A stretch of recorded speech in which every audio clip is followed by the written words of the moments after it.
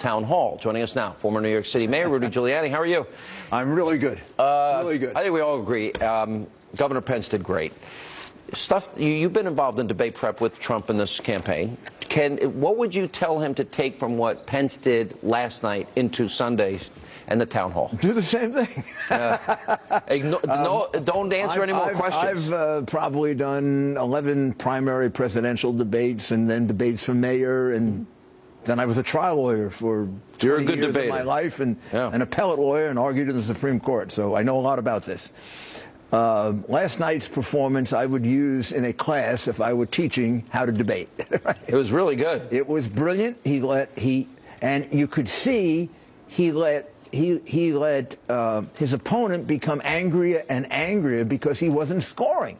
The whole purpose of all those attacks on Trump was to get Pence to get into the weeds of the attack and start talking about this and that and this. And Donald Trump did do a little of that in the first debate, answering birtherism, taxes, forget it, not paying people. Forget it. He answered it all with one knockout punch when he said, you can add up all the attacks, and let's even say they're true, and a lot of them aren't.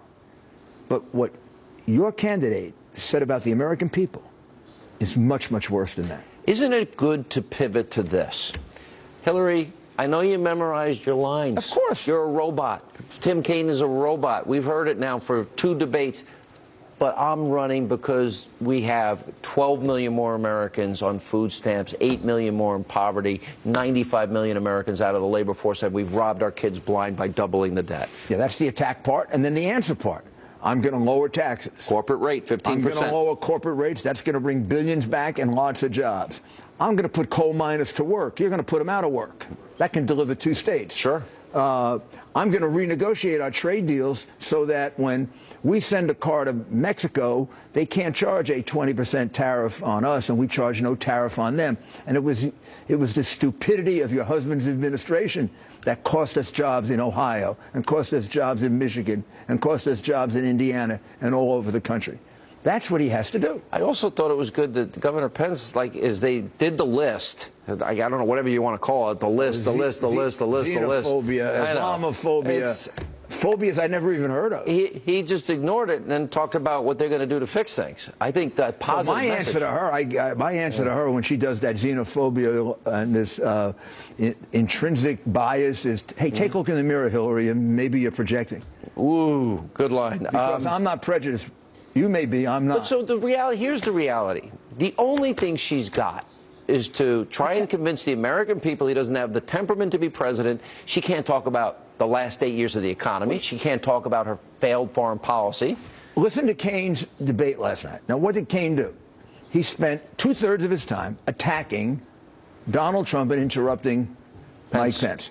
Very little defense of Hillary Clinton's positions and what she's going to do. A little bit here and there, but it was like Obama warmed over spit.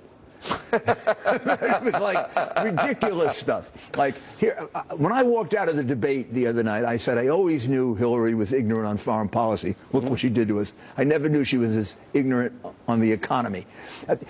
She believes she's going to tax people more and bring jobs back. But you know, isn't a real leader, an executive? You were one in New York City. By the way, it's bigger than how many other governments and countries, for crying out loud? Probably both the states that they run. All right. So my question to you is, isn't it one of the most important things that an executive will do is appoint good people? And didn't Mike Pence show that Donald Trump had made a great decision here? It isn't. It's the most important thing you do. When people praise me for September 11th, I say the following: don't praise me. I was standing on the shoulders of giants, and they think I'm being unnecessarily humble. Not true. You believe that? I know it's true. Yeah. I couldn't have done it. Yeah.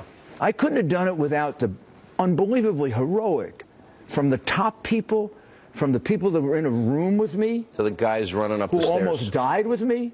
Yeah. And boy, they didn't break a sweat.